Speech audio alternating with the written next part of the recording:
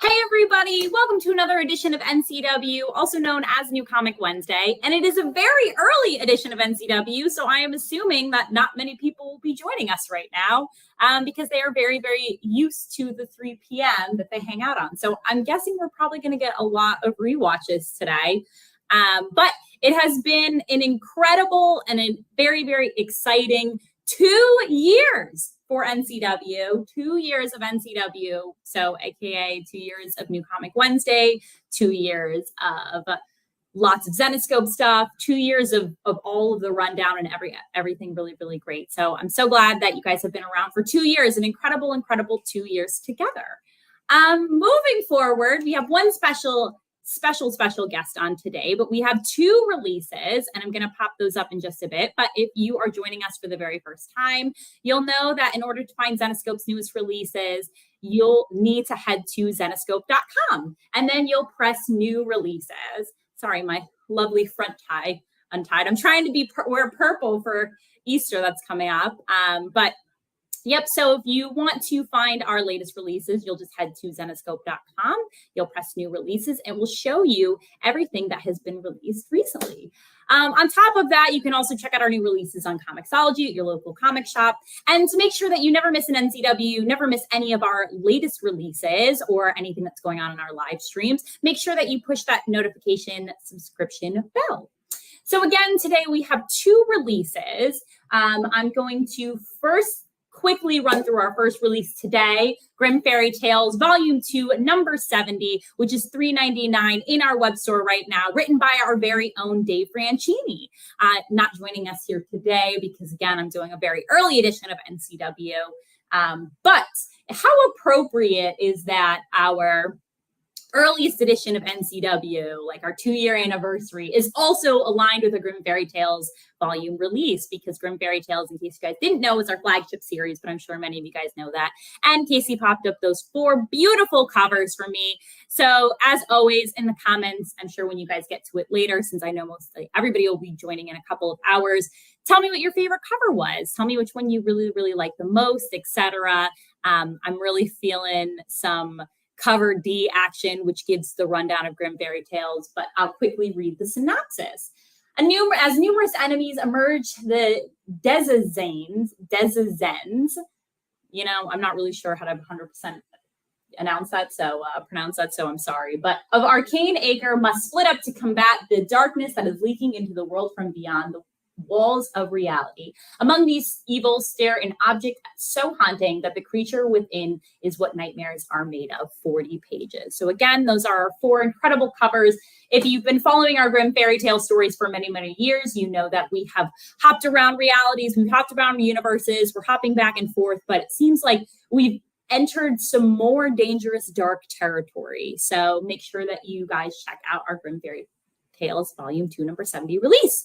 Our second release today is our Myth and Legends Quarterly Black Knight Fate of Legends. If you guys are looking for a fun Black Knight update, our last release, I think, was about a year ago on Black Knight, which was a quarterly release. It wasn't a Myth and Legends. It was a Grimm quarterly release. So you can check out actually that interview that I did with Jenna and Wright probably about a year ago. I will give you a good update on the character.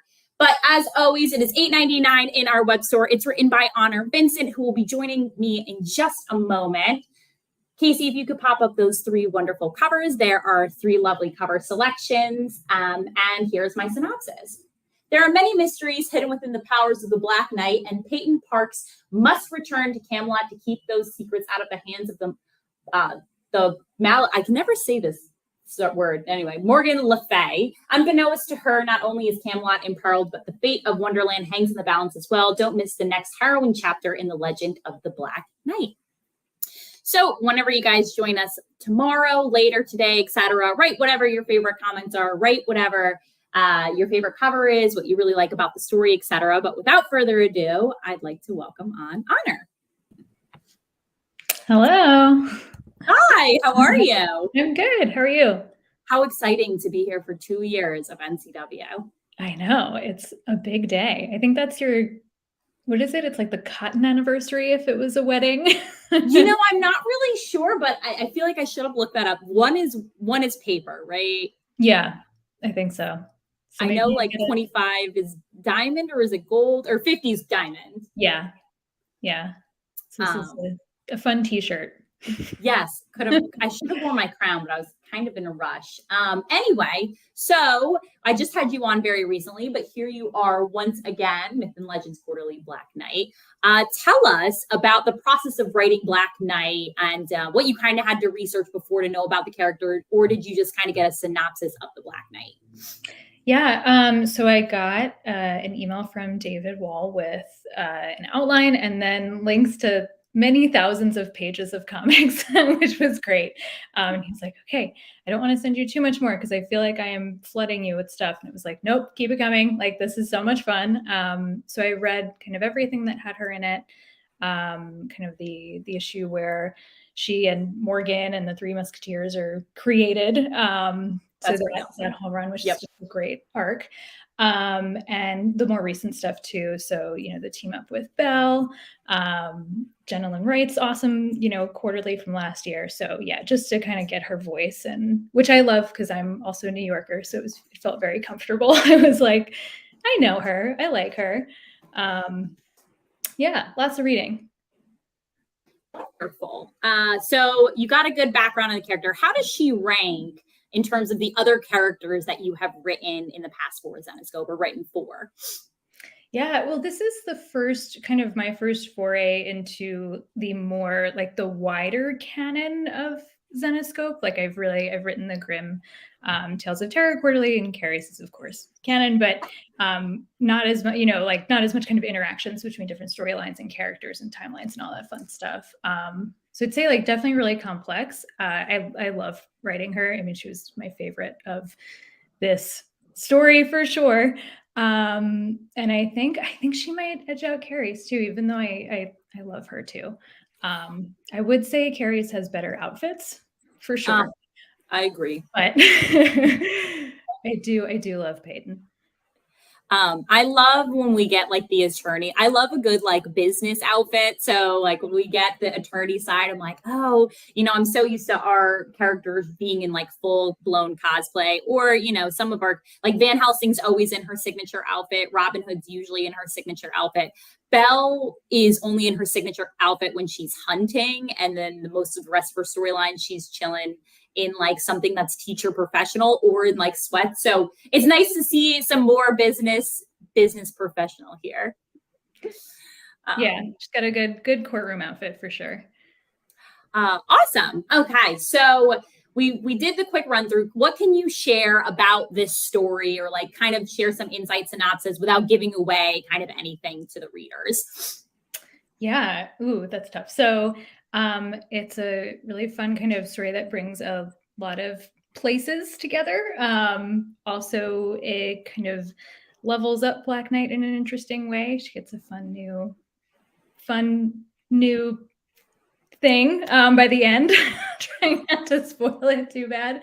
Also, a fun kind of like the team up that's at the center of it, of Morgan and Black Knight, was really cool to write because they have some history and they have some like a lot of tension, but they're also helping each other, and you're kind of in the same position as the Black Knight through the story where you're not sure what's going on with Morgan. So that was a cool kind of arc throughout. So there's a neat team up with them. We see lots of old friends and faces, also some old foes, some very old foes too. Yeah, trying not to give too much away. For you as a writer, what is the most difficult part of this process? Is it trying to condense writing? Is it trying to make sure you're conveying the right language that a character would say in their tone and their history? Is it maybe not having enough to write? Is it timelines? Like, what is the most challenging part about writing? I think for this in particular, and for any story that's got a lot of history to it, and so, like I said earlier, like so many thousands of pages have been written with these characters, is kind of like two things of both making sure like the story makes sense for them, like what they're doing, like you said, what they're saying all like fits and works, but also that you're kind of moving them forward in a good way, like you're giving the reader some new stuff and some new insight into them while also respecting who they are and like where they come from and what they would actually do. It's like a little bit of a balancing act. How long does it take for you to write like an issue like this? I know it's a little bit longer because it's a quarterly issue. Like how many days or how long is that writing process for you? My gosh, I look back at my emails and see. I want to say this one took, I think I got the email about it kind of in late January. And then I sent the panel by panel within about a week. So that's just without like a lot of dialogue or narration, so the artist can start working, and also so that David and Dave can see if there are any problems, like if, something doesn't fit the outline or it's not working, so we can go in and change it before I've spent 2 weeks, working on it. That's interesting. Yeah. It's really, there's a lot of feedback, which is just great. Very like open, transparent process too. Like I'm able to see the art pages as they come in the Google Drive, which is so much fun. And then, as the art pages come in, I go back over the script and add in dialogue and caps, because the artist will often change something in a great way. And then it's like, all right, cool. This is one panel now down from like 3. So I got to kind of change stuff around. So I think like beginning to end on my work, it was 3 weeks-ish, 4 weeks, I think. I'm trying to see in the emails, but I think that was about it. 3 to 4 weeks. This is, and I know that our fans have a better insight into this because we've talked about this on NCW before, and Dave and David, and they've all shared background, but it's very interesting, the life of a comic book, right? The process, like it starts probably about 6 months to a year in advance, where I know that, the owners and then publishing team sit down and they do their writer's room. And then it's like, okay, let's assign people to the rules of writing, the covers, the artwork. And then it goes to the next point, which is, okay, here are the deadlines to hit for these. Oh, wait, things have to ship. And so it'd be interesting if we did another like rundown of like the life of a comic, how long it takes to go from story to shelf. Yeah, it is amazing how fast and how like just the quality of the artwork is always just like, but also how quickly they work is like, so every Zenescope artist just like, oh my God, there's another page. Like it's only been an hour. Amazing. It's really cool. Yeah. It's a lot of like kind of overlapping, work going on at once. Yes. And then they were shouting out in the background. The art of this issue was fantastic. And I agree. I thought the artwork was very, very, I get, incredibly surprised. Like people will tell you, we actually had somebody come by the booth at Emerald City from a couple of years ago. And they're like, oh, I stopped buying Zenescope for a little bit of time because the interior artwork, I'm very picky about it. And then we showed him what Zenescope was working with now and how far things have come over the past couple of years, decades really, and they were blown away. And so the interior artwork can like sometimes make or break a story, but it's just incredible how the artists just pump it out with so many visuals on such a small little section of a page. Incredible. Oh, I like, see, I'm gonna, Casey, Noah, any of our live stream people in the background, I feel like we do need a concept of like, here's how everything works, like how long. It's like, have you ever been to the Hershey factory? No, I should definitely go. But like a tour. Yeah, and the Hershey factory, they literally take you from the front. Like they're like, here are the cows that help make this. And you're like, oh, wow, like from the top. But that would actually be pretty cool if they did a video of like comic story to shelf. That's what I'm going to call it, story to shelf. So anything else that you'd like to shout out about this story? And then what other stories are you working on for Zenescope, or any highlights that are coming out for you soon? Yeah, I really loved writing this story. I hope everybody loves reading it and loves, looking at the beautiful artwork inside. My next book from Zenescope is coming out in April, I believe, mid-April. New Tales of Terror Quarterly, Heart's Desire, all about art and your deepest, darkest wishes. So that'll be fun. That's cool. I'm excited for that. Yeah, me too. And that's what, do we know? Is that like an October release? Is that? It's April. I think it's April 19th. I want to say. It's a Wednesday. It's like a Wednesday in mid-April. Yeah. Okay. So it's like a month from now. I haven't seen the publishing schedule yet for the rest of next month. Usually I ping Dave, but I'm a little behind on what I normally do. But I also see that we're shouting out. Thanks. Yes, that has a list of all my stuff coming out. Yeah. Okay. April 19th. Great. Perfect. Wonderful. Okay, well, I know it is always lovely having you on. I know you have a very, very busy day. So thank you again for joining us for the 2-year anniversary of NCW. If you guys have not checked out our previous stories on Black Knight, please do. And then come back and, share feedback that you really liked about this story. Like Honor mentioned before, there's going to be some old visitors, as we always do in these quarterlies, some interesting dynamic between our two leads in this story, and also some previews as to what's to come in the Myth and Legends universe. But it is very cool how Black Knight now did a Grimm universe quarterly last year and now is under the Myth and Legends quarterly. Will she hit all of them? Or will she have a Grimm Tales of Terror quarterly? Who knows? Ooh, that would be fun. Stay tuned. But I will talk to you later, Honor. Yeah, thanks, Amber. Bye. Again, this is our 2-year anniversary of NCW. Very, very short version that's happening earlier in the day, so I'm missing my normal crew. But like I mentioned before, we have 2 wonderful releases. Yay, confetti, love confetti. We just had Honor on, so if you guys missed that. And I'm trusting that this is going to get to the next stream, that maybe we can do a story-to-shelf concept of how Zenescope releases happen, how long they take, covered to... I don't have a C one. Cover to something concept, or I guess cover to, I got to think on this, convention concept. I don't know, of like how long it takes to cover an exclusive cover to come and be made, etc. But anyway, so we had 2 incredible releases. I just mentioned the one we just talked about, which was our Myth and Legends quarterly, Black Knight.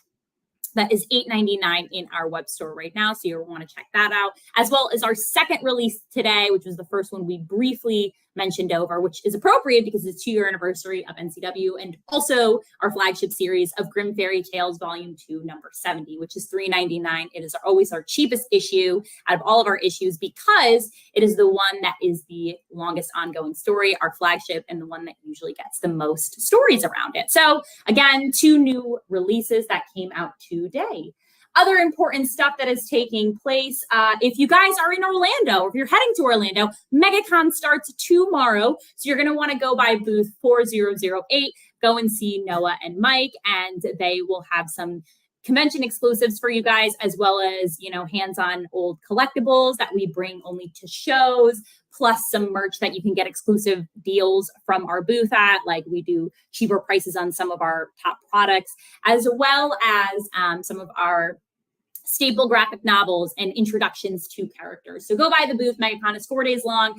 Go see Mike and Noah, because I'm sure you guys watch Coffee with Casey and Noah, or you see the stream. So it's going to be awesome to meet Noah in person. He's a very, very lovely person. So make sure you stop by the booth. Our next retailer live stream is happening next week, next Tuesday, April 4th. Can you guys believe it's already April? I didn't play any April Fool's jokes today. It's pretty lame. I don't have anything to play, but retailer live stream happening next week. Make sure that you join us. As always, 50% of all proceeds go towards that comic book shop. Our Coffee with Casey and Noah is going to be on Tuesday because Noah will be coming back from MegaCon. So make sure that you tune in and hang out with them there. And I think that's it for rundowns of what's happening in the Zenescope world. I'm sure we'll have some more updates on upcoming conventions, some more live streams, dates, etc.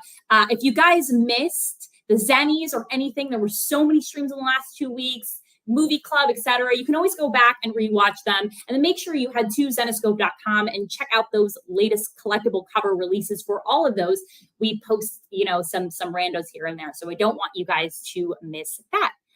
Okay, well, this has been an incredible 2 years on NCW. God, I should have created a reel, and I'm sure I'll share some pictures of the past. But remember when my hair was short, and when I had red hair, or I had bangs? And God, what a year of guests. And maybe one day I'll have Chris Sampson on again, who was there for the very first NCW. But this has been NCW with Amber here at Zenescope. 2 wonderful years where you come for the covers here at Zenescope, but you stay for the stories. I will see everybody next Wednesday. Actually, I won't be here next Wednesday. Casey will be filling in for me next Wednesday. I will be abroad. Goodbye, everyone.